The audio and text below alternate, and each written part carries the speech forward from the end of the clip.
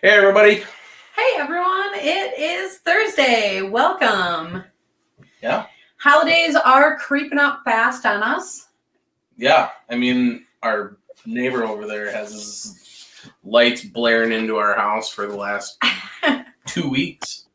But with that, there is a lot of awesome different things that I'm seeing on Facebook and other different social media sites. So, a lot of the 12 days of Christmas type deals, like that has been a really fun thing to watch. Not just the new products that are coming out the day because of the deals, but, to learn a little bit about them as they come out. Just makes it a nice way to enjoy all of the different products out from companies. Yeah, absolutely. Also, though, because we are only two weeks out from Christmas, shipping time, we all have heard about that in one way or another. So make sure that you do get your orders in early because last minute shoppers, I don't think that's going to cut it this year. We got stuff stuck all over the place right now. Shipping's crazy. You're going to get stuff from all different places. So just make sure you get your orders in and just be patient. I mean, the people you're buying stuff from don't have any handle on how that gets to your house. So just be patient. It'll get there. So the other thing that's a little bit crazy is we are hearing in places northern Minnesota and such, much more than that actually. There is ice places, but not everywhere. You guys are driving me nuts. Well, and unfortunately, 2 inches of ice is not enough. That's what I was going to say. There's unfortunately a lot of that in between. Yeah. Where really it's not quite great, and people are getting out there. So yeah. I'm not here to judge anybody, but I'm here to say that be safe and remember that, it's not just about us and the fish that day, but we have to, set the example for future sportsmen. Which there are a lot of out on the ice these days. Yeah, I mean, I've been out on the ice for work and stuff, and I'm extra careful being at work. We always do a buddy system, and yes, you can walk out on 2 inches of ice, but if you go 6 inches to the left or to the right, it may be a half inch of ice, but it's going to look exactly the same. And so you just have to remember that ice isn't consistent. You're not gonna get the same thickness all the way across. So just 2 inches you can walk on it. Nobody's saying you can't, but it's not safe. That's not what we would call fishable. But, as people are pointing out kind of in the comments is, the freeze is coming, at least on my 7-day forecast. It really does look like it's supposed to be getting colder coming up here. And, the cold along with Christmas coming up, just really has a lot of people looking at fishing rods and pulling out their gear. So tonight we are going to start with the basics and hopefully kind of end in a place where you have an idea of kind of the best fishing rod fit for you. But with that, we are here with Joe and Andrea from JT Outdoor Products. Hey guys. Hi. Thanks for having us on. Yeah. Thanks for being here. So tell us a little bit about yourselves and JT Outdoors. Go ahead.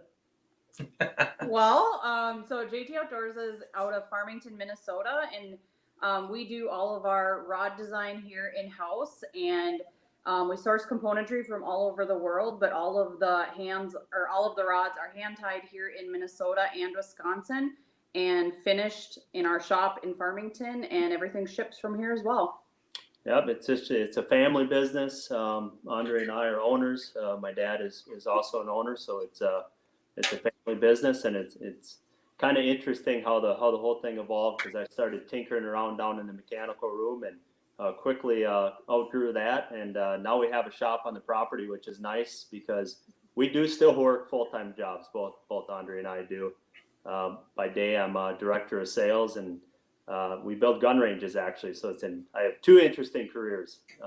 During the day, I build gun ranges, and by night, I'm a rod builder.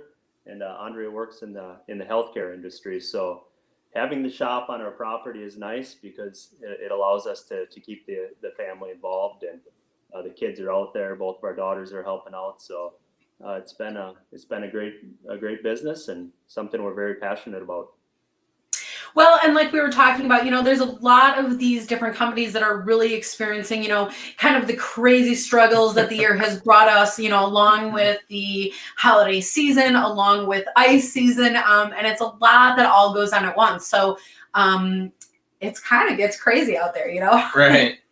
With that, there is a lot of people out there that are either, looking for the perfect rod for them, or maybe they're brand new and they have no idea what they're looking for at all. And, I think as far as the options, we're here to kind of cover that a little bit. So as crazy as it sounds, let's start with the easiest possible spot. Well, maybe in my opinion. Well, start from the ground up, right? So Yeah. We're going to start with talking about handles. There's several different materials that you can build handles with. Just like you guys, Emily and I have several years of experience building rods. Our personal favorite is cork. It's a classic. It's proven itself. But there's a couple other ones, right? Yeah, there is. That's a good point.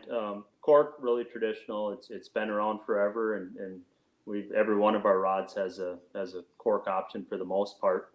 And some people, will probably be lifelong cork type of people. But we have a proprietary handle, and I'll hold that up here, and that's called Sure Grip. So that's a trademark name for us. And what's unique about that, it's like a golf grip. That's the easiest way to explain it. It's a rubberized material that's going to stay flexible down in really cold temperatures.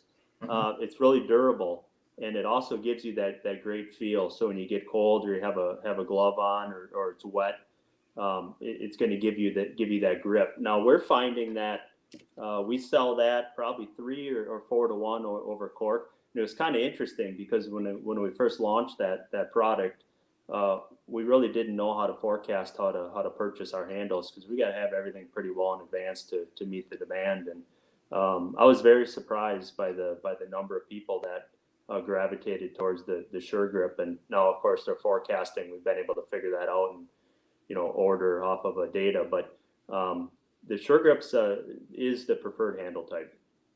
Cool. We have a real handle on some of our rods too, like the snares have a reel seat. So those are our 3 handle types, but we know there's tons of other options out on the market as well. Yeah, and then within the materials, we'll have a traditional straight handle. Split grip has become very popular.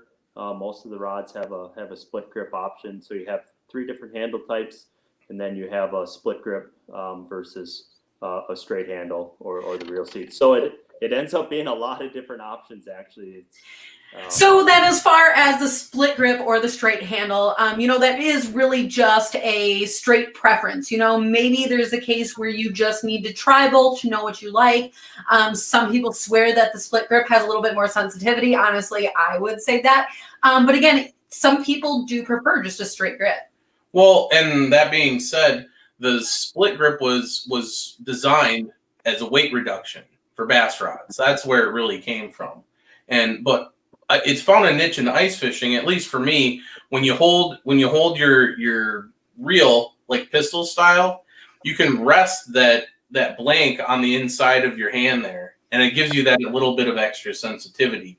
And so that's kind of where it's developed its fame in the ice fishing world. Yeah, I would agree with that. There's definitely some weight reduction because you have less material, and then it does give you an option to grip the rod in a different way, so you can do that pistol grip. And I'll occasionally do that on some Panfish rods.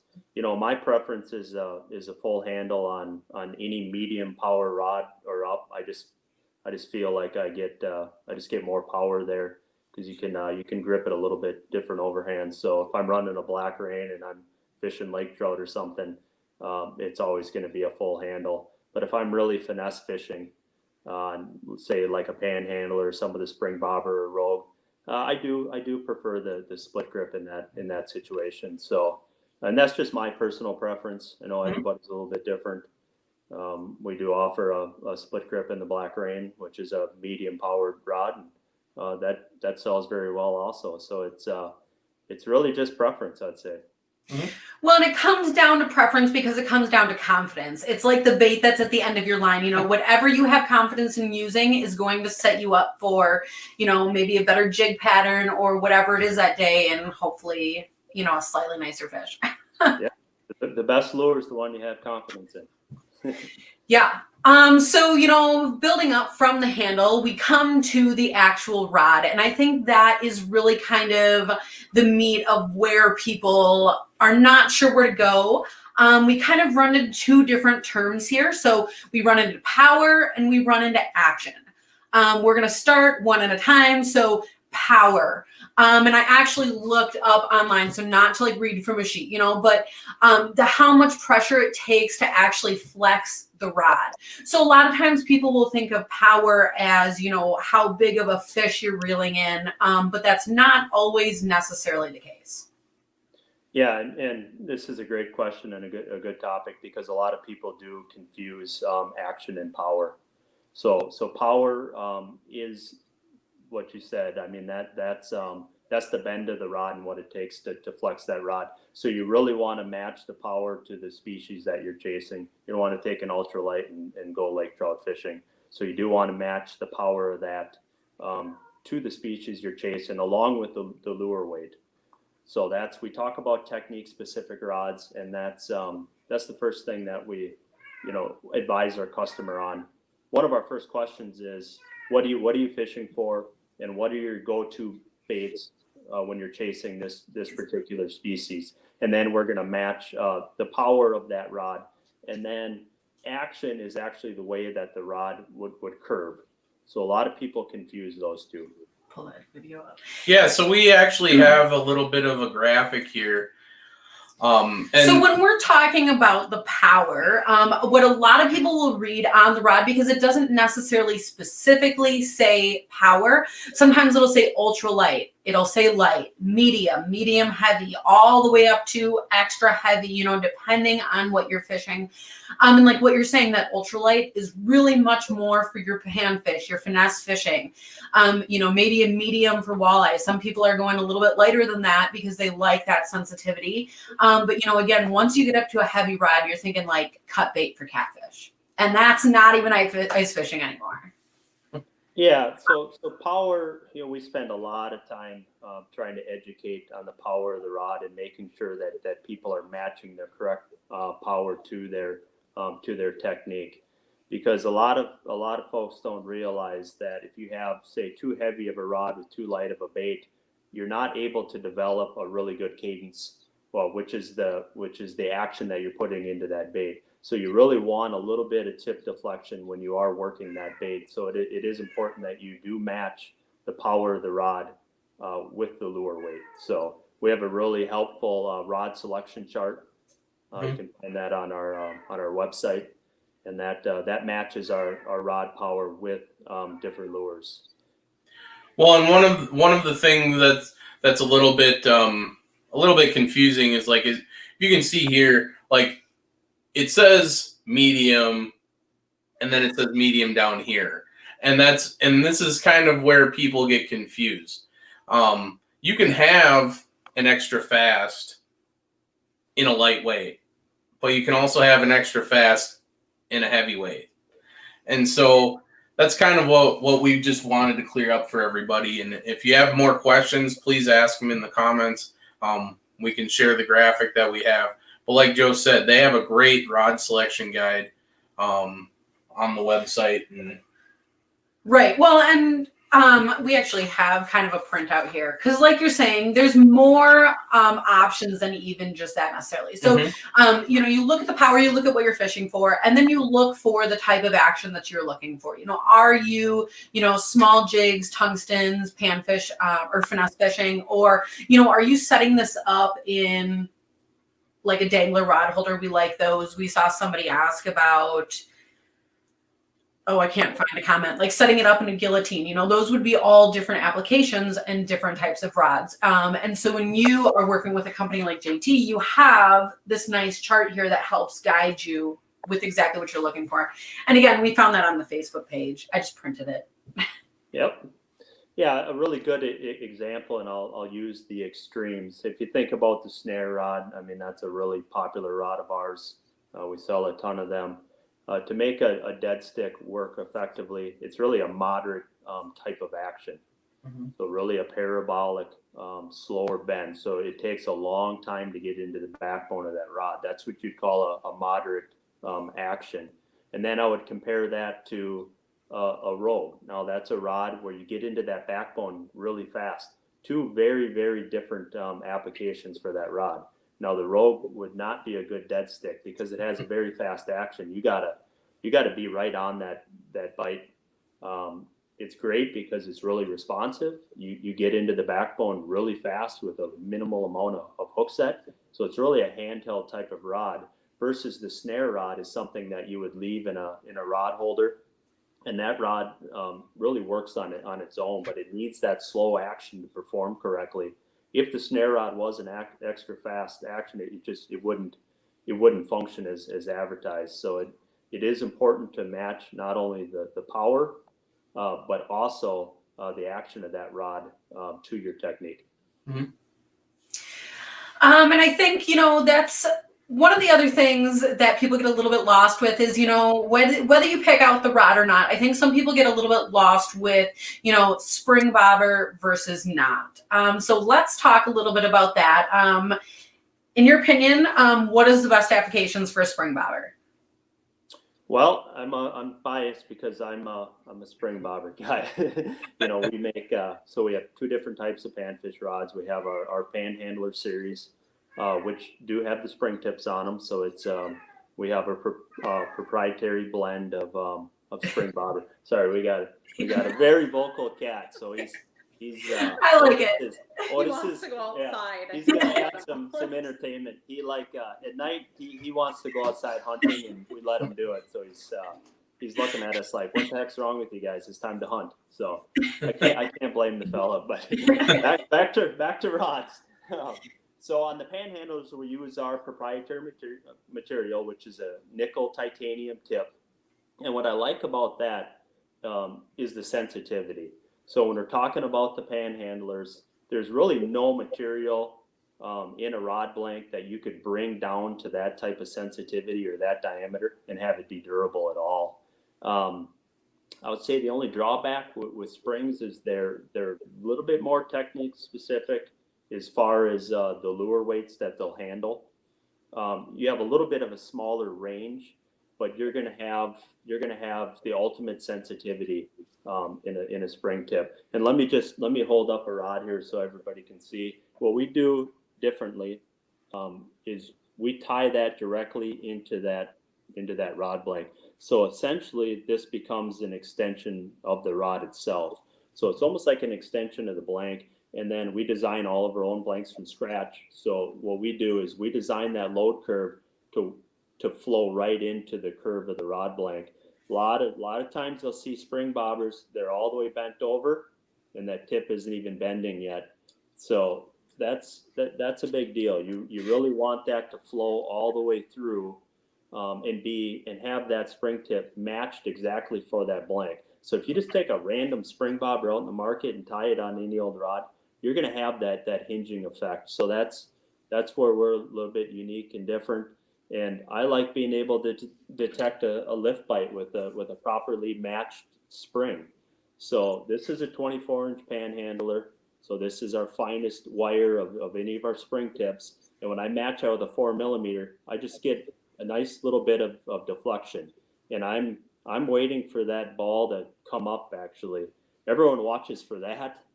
That usually happens after they've had it in their mouth for some time. And if they're real fickle, they're going to spit before that happens. So I'm watching for that lift, and I'm able to hit that fish immediately when they put that bait in their mouth. I don't give them an opportunity to spit that out with that. Now I would argue that without that spring tip, unless you're a really good line watcher, you're not going to be able to do something like that. So I always feel like I have an advantage with a properly matched spring tip. Now, converse to that. I think she's trying to hop in. No, well, I think while you're saying that, that's a really great point because, you know, a lot of people won't realize that, you know, they get their spring bobber, they tie it on, they hope for the best, and it has that hinging effect.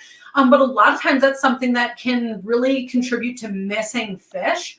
And just quite simply because when you go to set that rod, first of all, it has that little bit of extra space and that hinging effect that you really have to set against. So it really does change kind of the action that you have in your rod itself. But the other thing is that it puts just enough resistance on the fish that it kind of feels something abnormal there, but it doesn't quite totally set that hook until you get all the way down to the bottom of that hinge. And, you know, sometimes a split second is when a fish will spit that hook. Yeah, a lot of times on a tough bite, I mean, it is a split second. So, so my preference is, you know, is our spring bobbers, but we do sell a lot of rogues, and I'll explain that now. This is also a panfish rod, and the advantage of this rod, it is an extra fast action rod. So we're talking about, you know, power and action. So with this, you're into the backbone in just a few inches. So that's what extra fast action is. And people love this type of blank because you can do a lot of things with this rod. I mean, you can really throw about anything on this. You can go from small tungstens, you can work your way into spoons, you can use some small ripping wraps. So it's more versatile. You can take a rod like this and really show up with just this rod and handle about anything you want to do with it. I mean, you can even step into some walleye size baits. So that's what makes them so popular. So it definitely has a fit in the lineup. But if I'm on a real tough bite, which for some reason seems like every time I fish, it's a tough bite, I'm always going to have 24-inch panhandler tied up, and then either a 30 or a 35, depending on where I am. And I'll have a 2 or 3 millimeter or 3 or 4 millimeter tungsten on my 24-inch with 2-pound test, and then I'll have a heavier bait on the 30-inch or 35-inch panhandler, and I'll always start heavier, and I'll drop in on those fish, and if they're willing to cooperate with the heavier bait, which is a faster presentation, I'll stick with that. But it seems like I always have to follow up with that super finesse rod on that 24-inch with that lighter spring on there, and the finer line, and just an overall smaller bait. So I tell everybody, if I don't get them on the 24-inch panhandler, I'm going home. Well, and it's nice hearing, you know, your opinion, your favorites, how you fish, you know, and in the comments, there's other people that are throwing out their favorites and how they like to fish. And quite frankly, that is the reason for having the lineup, because it's great to have, you know, fishing rods that are multi-purpose tool, but you know, especially for the person who wants to fine tune that in, there is options for that. There is, and that's really the basis or the mission of our company is the technique specific rods. I mean, you hear that a lot. We're really designing a rod for very, very specific things. We're not trying to create Swiss Army knives where you can take and do everything with it. We're trying to create something that'll excel at a very specific type of thing. So we talked about those different diameters on those spring tips, and that's specifically matched for that rod blank. Again, blending right into the rod, so it's like an extension of the tip. And then those diameters are matched for different lure weights, so they're very specific. You look at the snare rod, very specific rod for dead sticking. That's what you do with that rod. And then working all the way through the lineup, from the rogues to the gold diggers, they have their specific fit within the lineup, all the way up to the black rain, which is going to be our trophy caliber type of rod.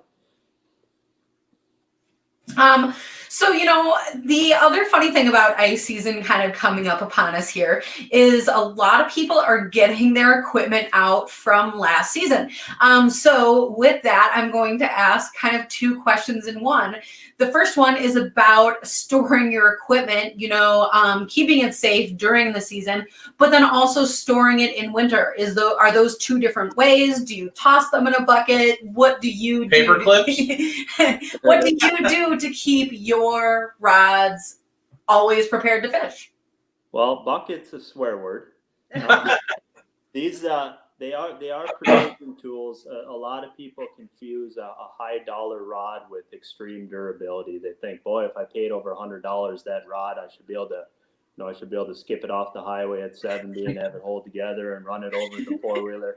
You're buying a precision piece of equipment to help you be more successful on the water. So like all precision tools out there in the world, they need to be cared for correctly. So we do recommend a case that'll protect that. And we do like cases where the rods are sandwiched in between materials, so the rods can't bounce around in there like a pinball. I laugh at that at times. People will call and say, yeah, my rod broke in transport. Well, you threw it in a big giant case with no padding in there, and it bounced around all the way across, the lake. I mean, what do you expect? And then you put the weight of the reel on there, and you have it hitting both walls of the case you have it in. Not really ideal storage. So you really want something where it's sandwiched in there, and the rod can't move around. And ideally, not to store it under load. And that's not just our rods. That's that's all rods. But if you do just those simple things, I mean, this can be a precision tool you could have for a lifetime. And off season, we wouldn't recommend necessarily keeping them in a case like that all winter, especially if you have line in it, on the hook keeper. We would recommend putting them in some sort of a wall rack where they're like, sitting in it like this. Yeah, without the rod loaded. Without the rod loaded and probably no line attached to it. Well, and you were saying without line attached to it, and Joe, I know that you said to not put them in your box under load, and I just actually want to call that out specifically because people forget how important that is. And even I fall victim to doing this. I know Josh is a really good example. Every single time he goes to put his rods away for the day, he will either cut his jig off, or if you can thread it all the way through the eyelets, sometimes depending on how small your jig is. I mean, who knows? But to literally not have the resistance of that line pulling on that tip is a really, really important thing. Yeah, and not only is it good for your rod, it's good for your jig box, because you're not going to empty your jig box because you're not retying your knots. You're not retying your knots. That's one thing, especially in ice fishing, that you end up, you fall into this trap where you're just putting the jig up and down in the hole. You're not casting it. You're not getting it stuck in trees. And you forget that you get little nicks in the line and stuff. Just cut it off at the end of the day. Then you save your rod, you save your jig, and then you just tie it on again. Yeah, it's if you do that, short term, generally you're not going to see an effect of that. But rods do have a spine, and that's just the way that they naturally want to bend. And if you keep that rod under load for an extended period of time, generally it's pulling off to the side of that spine, and it's what you can do is you can create some memory that's off of the rod spine. So you really don't want to do that. So especially over the off season, leaving it loaded up like that, we have seen some issues with that. Short term, it's all right. So yeah. Emily, you might get a free pass here. So another thing that we see when people do leave them in their rod, in like a sandwich or any rod case for that matter, over like the period of time, is you could have it laying in there, and if it's not like a even lay, like say like these are all lined up, but this one then has something underneath it, you can actually twist the blank. So it seems like every year at the beginning of the year, we'll have some people come and say, oh, my tip is crooked this way. And, it wasn't like that last year. And then usually what you find out is how it was stored in the case.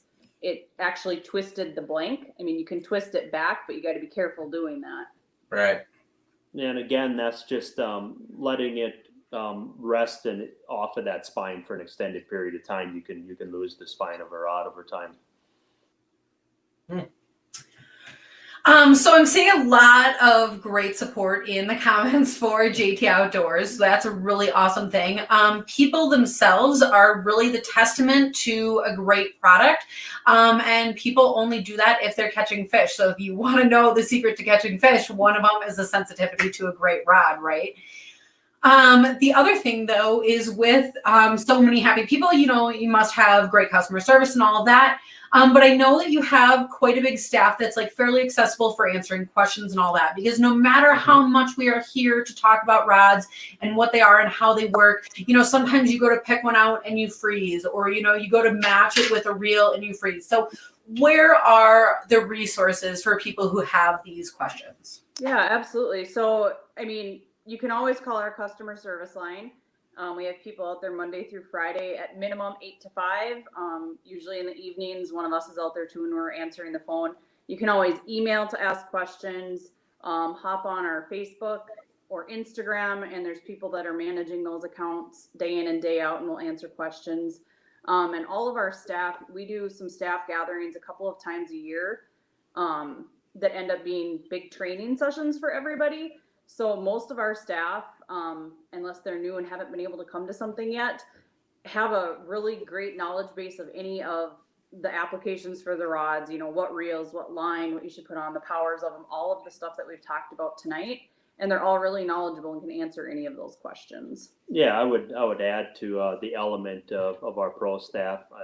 You know, we're blessed with having some of the best people in the industry, and I believe we have one of the greatest staffs, and we rely on our staff heavily, not only just to promote our products, but also in the development of our rods. So we've surrounded ourselves with what we feel is some of the best, from tournament anglers to legendary guides to people that are just very, very passionate about fishing, that are on the water a lot. And those people all have great ideas. So a lot of our builds come from them. People recognize something that's missing in the industry, or something that needs to be improved, or a rod that needs to be developed for a certain technique. And when you're getting information from, say, a Hall of Fame tournament angler or a legendary guide that's been making a living, guiding for many, many years, you're getting great intel.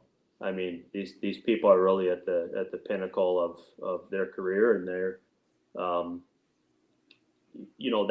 that's what it's all about. It's all about getting good intel and then putting that into a build. And then we do a lot of prototyping. Most of our rods will not hit the market for a year and a half. A lot of stuff never makes it to market. So we don't believe in our customers being the prototypers for us. You don't want your customers being guinea pigs. We use our staff in that capacity as well. So at any given time, even now, there's stuff that you'll probably see come out next year where we have staff testing this, and they're giving us feedback, and we're making revisions. Most of our rods will go through 2, 3, 4 revisions before we'll actually sell that rod. So we want to make sure everything's proven. So staff is very, very critical to the success of our company. So speaking of selling a rod, for people who, obviously online, all of the information is there. For people who really need to feel this rod, test it, look at it, where do they do that? Yeah, so we are in several retail stores across, most of it's upper Midwest, but we're out in some out in New York State. But all of the retailers that we're in are listed out on our website. So if you ever want to see something and feel it in hand and you're close to that, you can do that. Or you can always look up some of our staffers and see where they're located. And they always, most of them have a full lineup of rods and are more than happy to meet up with someone to talk about them. And in the comments, I heard, I'm reading it. Some people are asking about events. It's been a crazy year. I know that the ice shows, most of them did not happen. Do you have other events planned that people can come to? Gosh, I don't think we don't really have. And that's okay. That is okay. Yeah. I wish we could say yes, but like a lot of the world that's stuck in these crazy times, and about everything you can imagine is canceled. Unfortunately, we don't have any more shows. Typically we'd be running around the clock right now trying to prepare for the St. Paul show, and in a normal year we'll do 6 shows. This year we did 1. So we were fortunate enough to pull off Sioux Falls, and had a good time down there. Met a lot of new customers, some old faces, and got to catch up and feel like we had a little bit of a normalcy. But every other show was unfortunately canceled. So we're trying to find alternative ways to get information out to all you folks out there, and that's where this comes in. So, Yeah. it's on. Well, and with that, ask around, because if you have friends who are ice fishing, I mean, I hate to say it, but there's a good chance that one of them has maybe a JT rod or has heard about it. Because really, there's a lot of people who, they swear by these rods as their tool for ice fishing. So, ask around and see who has what to say, because that's always fun to hear their opinions. Right. Yeah. We would have loved to have this in our shop, actually, where we build the rods, because it's right here on the property. But we tried that, and it's a steel roof on there, and it would have been just too choppy. So we had to do the next best. So we're in front of the fireplace. Well, at least we get a few fish mounts. So. And then at least my last question for you guys, you do have one of the 12 days of Christmas sales going on. And that is also a testament that you guys do not just sell rods. You have more than that. I see somebody in the comments is pointing out your sweatshirt, which is totally awesome. So, give us a quick, what is your sale about, and what else can we find on your website? I'll let the expert talk here. I'm just a rod builder. He probably doesn't even know what we have planned, actually. I just own it. I can tell you, I don't want to get into all of the deals because we definitely want people to come back every day and check it out. But so today and through midnight tonight, we're running, for day one was 15% off of all Okuma reels that we have in stock. And the reels that we do carry in stock, we only carry stuff that we would recommend to pair with our rods. So we have a great lineup of those. That was a sale today. I will say tomorrow's sale, which is going to be 10% off of all Black Rain series rods. Anything that's in stock will be on sale tomorrow. And then I think you're going to have to wait for the others, but we got some really good stuff coming up. That's awesome. There will be some apparel sales. There will be just some of the other products. I mean, we carry hot boxes. We've got baits. Stuff You've like got that. awesome reel tape. Yes, we do have the reel tape, and there will be a promo tied to that. And then you may actually see some promo for some of our long rods. And most people that know, unless you can catch us at a trade show, we rarely run sales. But we wanted people to have the opportunities that really want to go to those trade shows. That's where they do all their purchasing, to have some other opportunities as well. So we do have a sale every day from now through, I think, the 21st or 22nd. And it'll kind of be like a deal of the day, and it'll be good for 24 hours. That's awesome. And along with the rods that we talked about to begin with, there are people in comments, talking about the different reels that they love. So, if you have a specific combination that you love, drop that in the comments, because other people are out there looking for that information. And if you have questions, pop that down there as well. There was a comment also asking if you can watch this again after, and absolutely, it will be available on Facebook. It will be available on YouTube. So, go and, this information is out there. And the different charts and stuff that we talked about are on the Facebook page or the website, so go and have a look at all of this yourself. Yeah. And remind us the website right before we go. Yep. https jtodp.com. Awesome. All right. Cool. So thank you guys. We'll be checking out your website, and we'll be talking to you soon. Yeah. Hopefully see you on the ice sometime. Yeah. Have a great day, guys. All right. Well, that was awesome. It is awesome. Rods can be really a super confusing thing. Yeah. Because there really is a lot of options out there. And I think sometimes just going to the store and playing with what's out there is a great starter point. But I think, there's a lot of people out there that right away are looking for, the perfect tool for the job, or something that's, just a great product that will keep them going. So. Well, and I want to touch on this really quick before we get too far outside of the JT stuff. They were really kind enough to give us a discount code to give you guys. It's 5% off. It's just Crappie Junction, no space, no capitals. So just type in Crappie Junction, one whole word, no capitals. That's 5% off. So that was really nice of them to let us share that with you guys. Next week, who are we talking to? Larry Smith. Larry Smith. LSO, Larry Smith Outdoors. Oh, we get to see what that guy's been up to. I've seen some ice pictures. I've seen some shenanigans. Open water pictures. Open water pictures. That guy's been all over the place. So Well, and that is the thing, being able to pin him down for a whole conversation. I'm really looking forward to that. So if you have questions about that, if you want to know about being a guide or being Larry Smith or any other awesomeness related to that, let us know, because that is what we're looking forward to next week. So Absolutely. thanks for all being here. Yeah, and, check out the YouTube. You guys were asking about if you can watch stuff after the fact. We have everything from 2017 till now. So if you want to check out some of the old ice if shows, you miss the ice shows that bad, you could go. You and can go visit all of them. virtually. All right, guys. Well, we'll let you go. It's been a kind of a long one tonight, but that's okay. Thank you for watching. And we will see you soon. All right. See you on the ice, guys.